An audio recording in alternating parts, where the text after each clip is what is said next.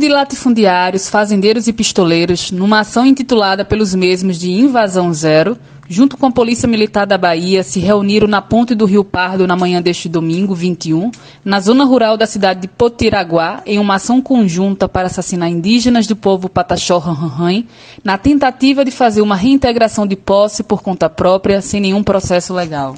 Hoje completam-se 10 dias dessa ação que resultou no brutal assassinato de Nega Pataxó. O fato foi amplamente noticiado e então nosso objetivo aqui nesse vídeo não é simplesmente repetir o que já foi dito na grande imprensa. Nosso objetivo aqui no vídeo é analisar esse crime do ponto de vista das políticas indígenas do novo governo Lula. Outra questão é que informações já estão sendo distorcidas para usar a triste morte de Nega Pataxó como um argumento contra o STF, a favor da lei do marco temporal. E é isso que vamos discutir hoje aqui. A Polícia Militar, fingindo uma mediação, abriu o caminho para que os fazendeiros atacassem pessoas do povo Pataxó-Ranranhém. Os fazendeiros abriram fogo com os indígenas com a presença, anuência e posteriormente participação da Polícia Militar da Bahia. Há relatos que indígenas foram feridos e assassinados. Até agora temos a confirmação que Cacique Nailton, liderança da Teia dos Povos do território Catarina-Paraguaçu, foi alvejado na perna e no quadril e sua irmã, Maria de Fátima Muniz Pataxó, foi assassinada. O que o governo do estado irá fazer frente a essa situação, onde suas próprias forças armadas se unem com um latifundiário e com pistoleiros para assassinar os povos indígenas?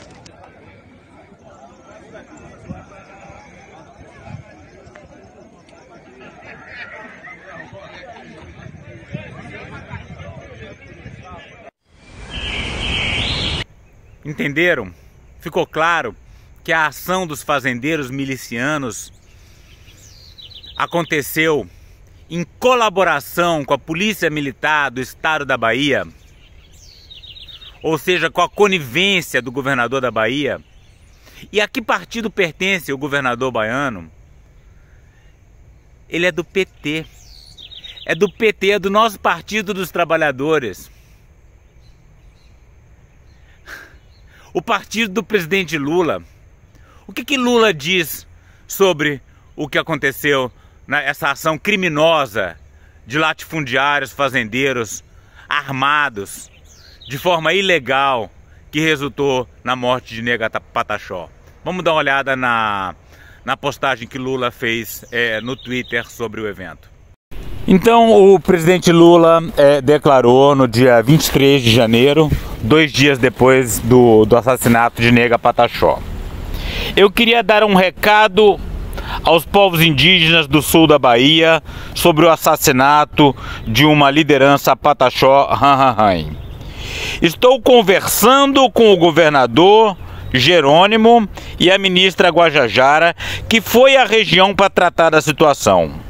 Hoje irei discutir esse assunto com a ministra e com o governador e quero colocar o governo federal à disposição de Jerônimo e dos povos indígenas para encontrar uma solução de forma pacífica. Minha solidariedade aos familiares de Nega Pataxó. Como assim, Lula? Você vai botar o governo federal à disposição do governador da Bahia? Lula, o governador da Bahia é cúmplice da morte de Nega Pataxó porque a Polícia Militar baiana participou da ação, facilitou a ação que resultou no assassinato da indígena. Pela presença dessas crianças. Filmem, porque isso garante a nossa integridade na ação e a de vocês também. Essa é a minha ordem. A parte da conversa já hoje. Essa é a minha ordem. Eu vou ouvir ela representando vocês e só, depois que eu terminar. A parte da negociação já houve, a partir de agora a ordem vai ser de avançar. Eu peço para que vocês se retirem da frente. A negociação já foi feita. Essa é a ordem. Eu vou ouvir um representante. Mas o senhor pode entrar e quebrar a casa, pode vir, pobre que só tem um pote. E vai para onde esse povo? Vai para onde esse povo?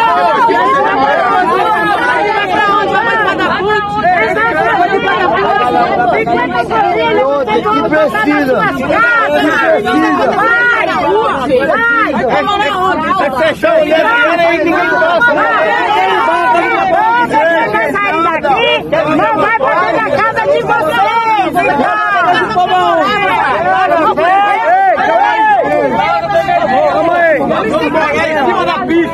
Nós vamos botar as coisas onde? As coisas, as crianças vão pra onde? A minha mãe é doente, vai pra onde?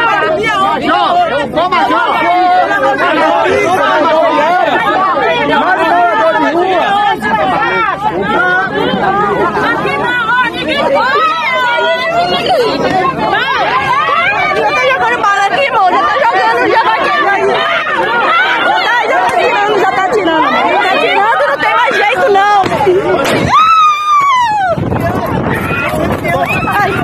Foi tão planejado que sábado a polícia esteve na área, espancou alguns índios, tomou todos os celulares dos índios que se encontravam lá, então já premeditando que os índios não iam filmar essa ação do dia seguinte. Foi tudo, né, controlado, junto, participado, junto, fazendeiro e os milicianos e a polícia militar. Nós recebemos visita aqui de 2 policiais fardados aqui dentro da enfermaria, na tarde de anteontem. Ele falou que a partir de agora ia evitar, né, de tanta visita aqui. Falei para ele que o nosso povo visita a hora que quer. A gente não sabe aonde vai se parar essa situação. E eu quero mandar um recado ao governador, que evite e tire a polícia da nossa área. E que resolva os problemas dos povos indígenas do estado da Bahia. Porque nós não vamos, né, arredar o pé, nós não vamos desistir do nosso objetivo. Então não se trata de colocar o governo federal à disposição do governador baiano. Esse governador baiano tem que ser enquadrado ou expulso do PT. É isso que deve ser feito. E outra coisa, vamos encontrar uma solução? Como assim encontrar uma solução? A solução é óbvia. É a homologação da terra indígena, do território Caramuru. Sabe quando que esse território foi decretado, foi delimitado, foi reconhecido oficialmente como terra indígena? Em 1926. 1926. Tá fazendo um século.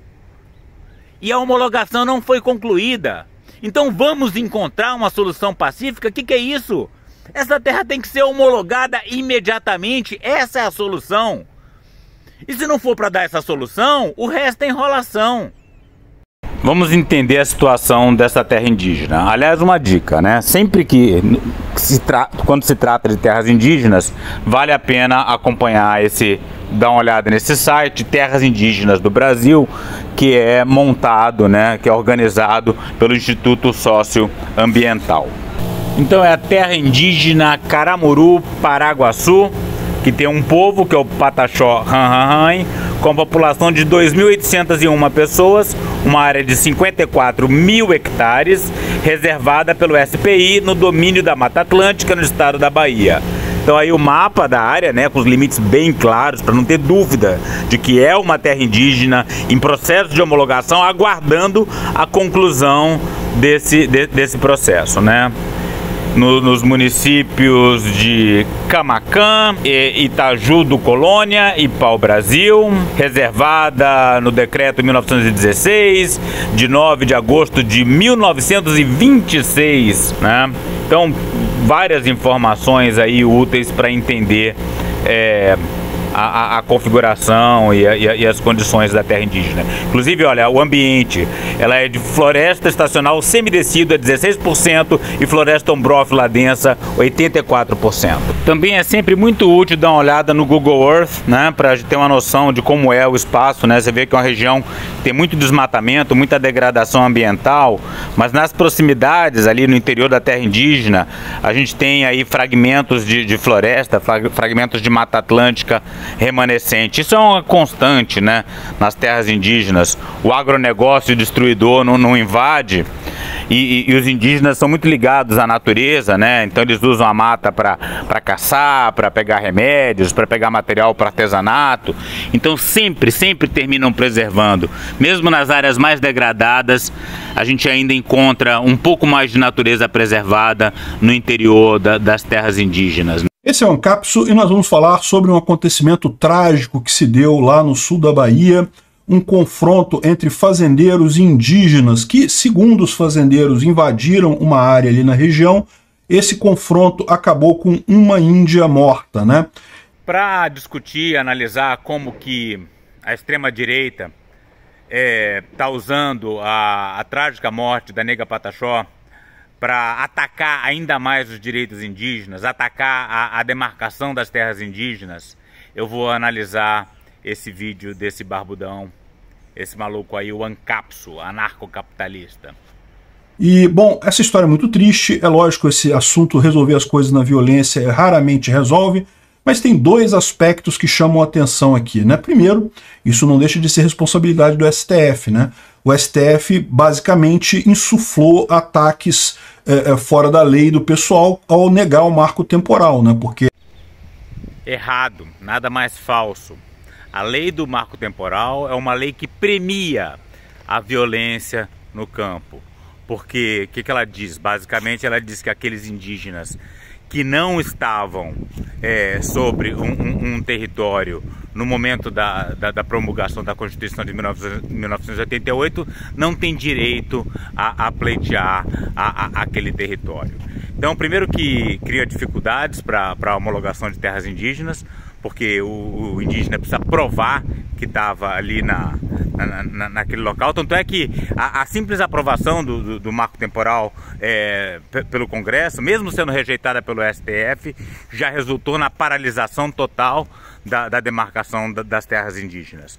Então aqueles povos que foram removidos violentamente dos seus territórios no período da ditadura ou antes, e que perderam esses territórios, não teriam direito a conquistar as suas terras tradicionais.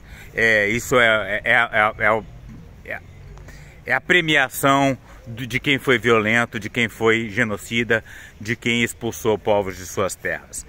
A lei do marco temporal não traz paz no campo, ela traz mais violência ao premiar injustiças passadas. É isso que eles querem. Eles querem mais conflitos de terra.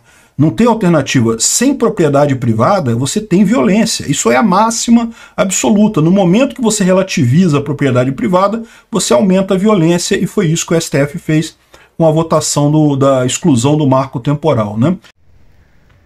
A gente nunca pode esquecer que essas propriedades privadas foram conseguidas, muitas delas, às custas de grilagem, né? E propriedades privadas na mão de poucos, enquanto que a maior parte da população é excluída. Isso sim é que é gerador de violência.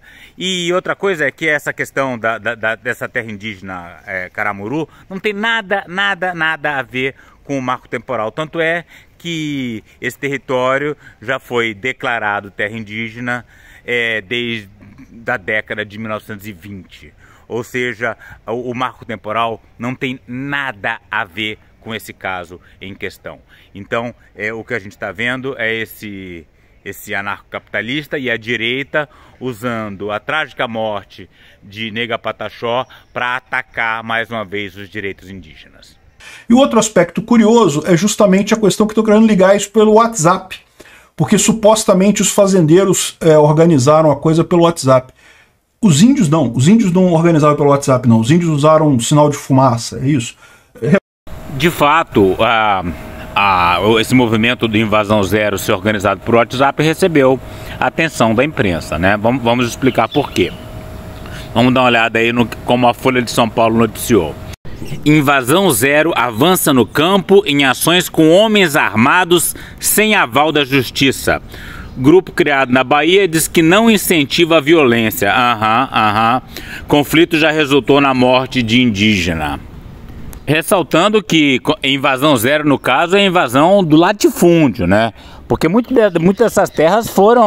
desses latifúndios foram formados a partir de invasão, né? Invasão de terras públicas, de territórios indígenas, principalmente. A convocação veio no sábado, dia 20, por meio de um grupo de aplicativo de mensagens de WhatsApp. No dia seguinte, fazendeiros se encontrariam às 10 horas na ponte do Rio Pardo, que separa os municípios de Itapetinga e Potiraguá, no sul da Bahia. A ordem era desocupar uma fazenda que estava sob domínio do povo Pataxó Ranranhan. Após uma ação classificada como invasão pelos fazendeiros e encarada como retomada pelos indígenas. O conflito resultou na morte da indígena Maria de Fátima Muniz, conhecida como Nega Pataxó. Sim, Ancapso, claro que os indígenas também trataram da retomada do território pelo WhatsApp. Tudo hoje em dia é organizado pelo WhatsApp, até festa de criança é organizado por WhatsApp. A questão não é essa.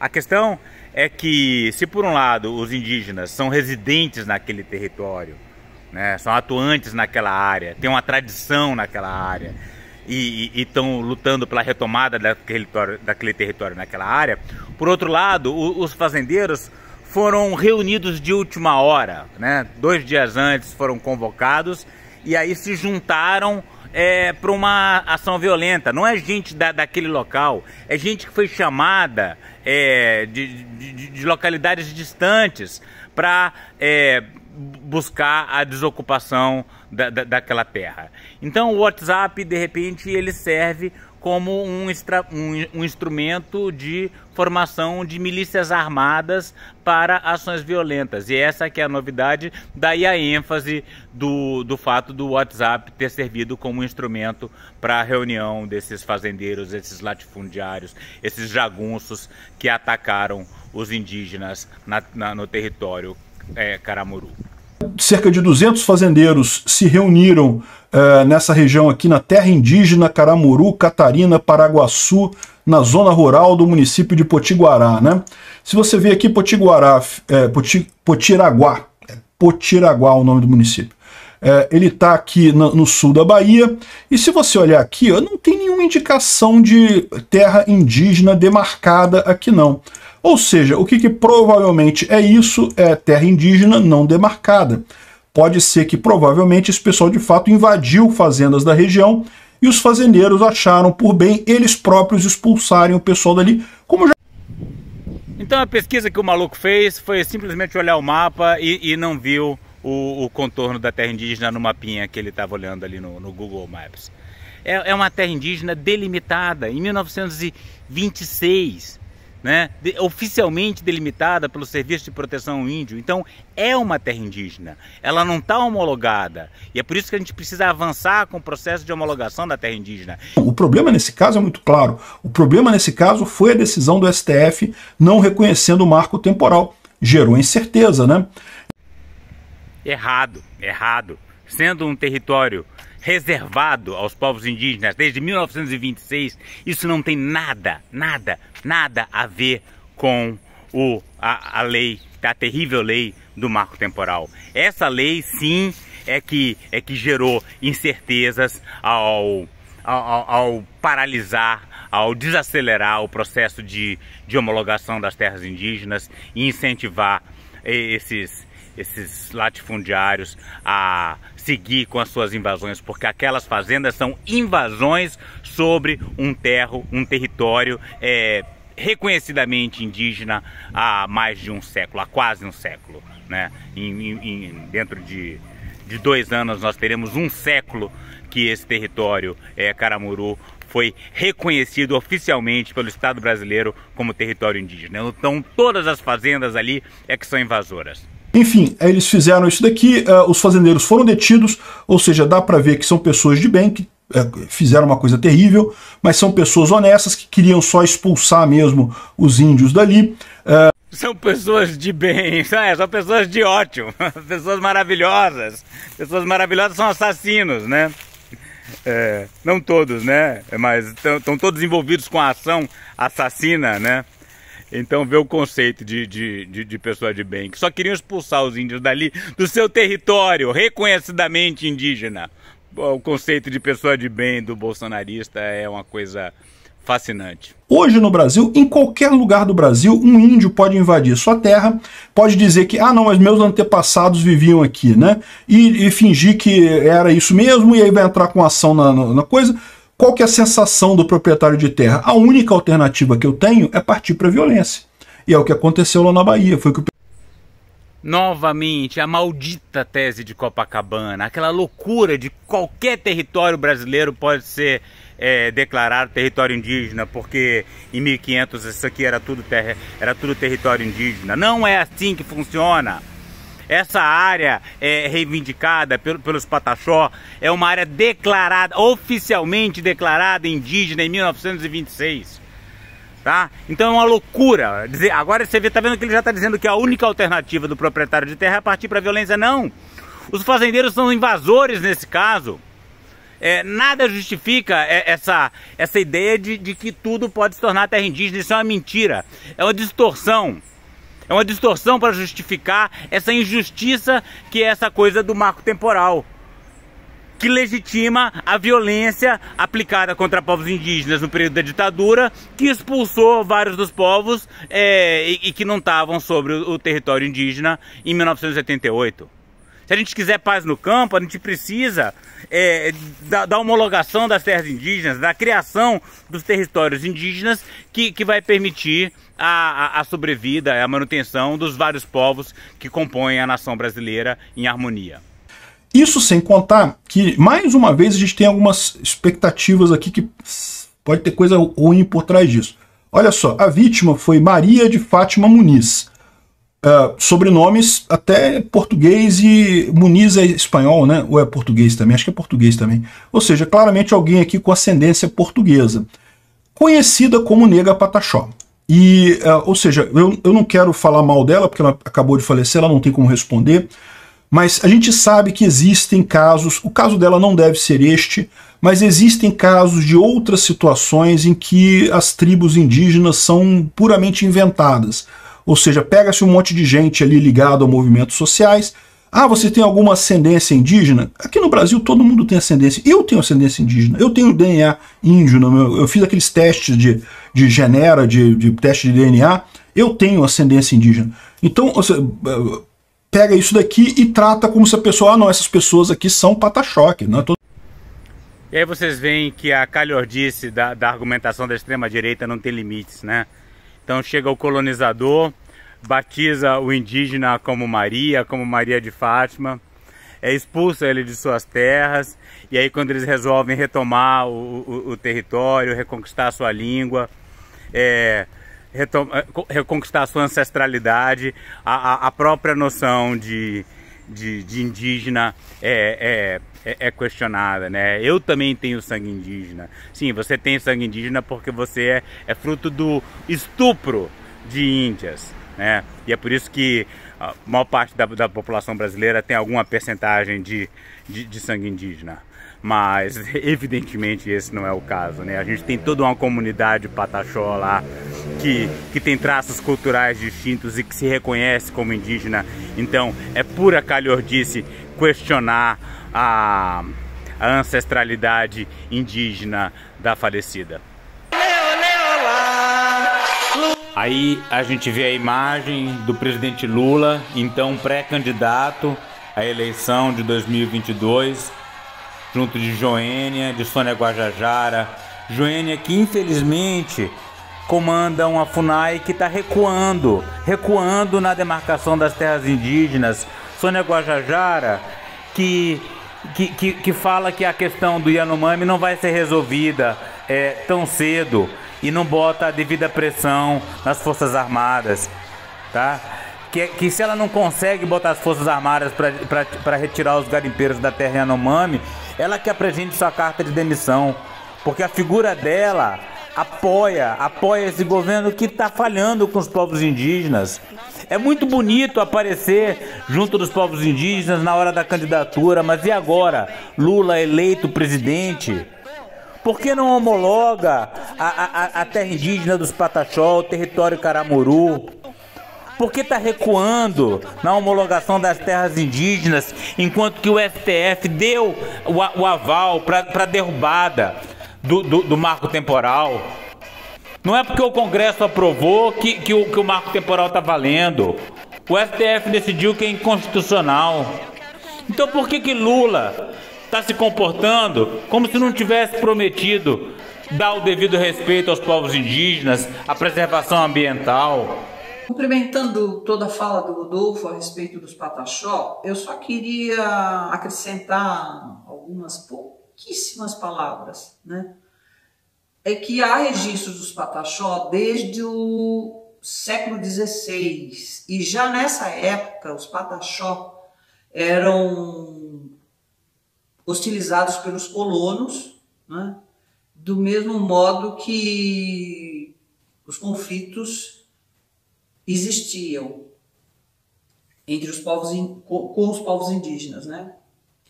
E em 1757, um conjunto de medidas preparou os índios para que eles governassem as suas aldeias, né? E impôs a eles uma disciplina. Porto Seguro era uma comarca na época e, sob direção de José Xavier Machado Monteiro, ele tinha vamos chamar assim, um desapreço pelos índios e aí que estavam lá, né? E dizendo que eles eram, abre aspas, dos mais torpes e ociosos do Brasil, se referindo aos Pataxó. Eu só queria, esse era um ponto que eu queria acrescentar à fala do Rodolfo. E esse desembargador, que era também ouvidor geral, ele aproveitou-se para acrescentar que ele queria civilizar os Pataxó. Então eu tô vasculhando essa parte da história, porque eu acho bom lembrar o tanto que os Pataxó foram hostilizados e são hostilizados até hoje, como nós vimos os últimos eventos, na morte da líder Pataxó, assassinada pelos fazendeiros que foram retomar, entre aspas, né, áreas que na verdade são dos Pataxó. Outra coisa que eu queria acrescentar é que depois da metade do século XVIII, eles divulgaram que 12 aldeias de índios bravos, chamados, né?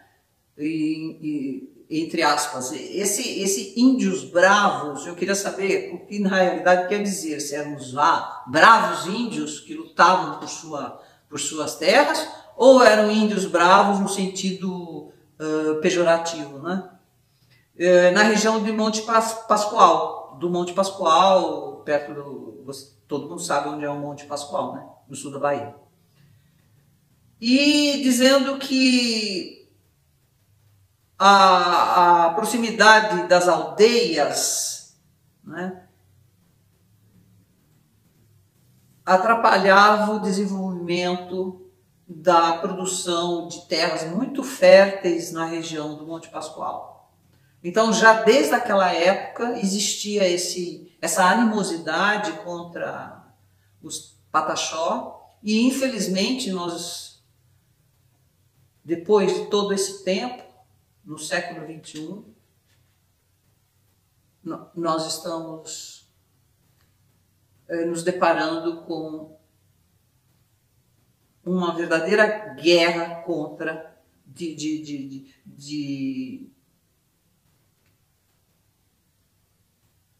contra os Pataxó, uma verdadeira guerra para evitar que os Pataxó fiquem em suas terras. Era isso que eu queria falar, Rodolfo, mas eu acho que você fez um excelente trabalho de pesquisa. E eu gostaria de pedir a todos que assistem ao nosso canal para não esquecer de dar um like e para não esquecer de se inscrever no canal. É muito importante para a gente saber que tem outras pessoas que estão interessadas nos assuntos de ambiente e cidadania. E não esqueça de acionar o sininho para que você seja avisado quando nós soltarmos um novo vídeo. Já de antemão, nós agradecemos a sua deferência especial. Muito obrigada. E eu agradeço, Thelma, você pela abordagem histórica, que é o que estava faltando nesse vídeo. Vocês veem que os ataques aos Pataxó não são novidade. Inclusive, gente agora questionando a sua própria ascendência indígena. É triste.